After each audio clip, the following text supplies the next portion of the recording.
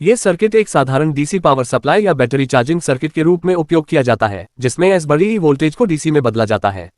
इसमें transformer, bridge rectifier, filter, capacitor, LED, resistance fuse switch और crocodile clips शामिल होते हैं, जो बिजली को सुरक्षित तरीके से आउटपुट तक पहुंचाते हैं।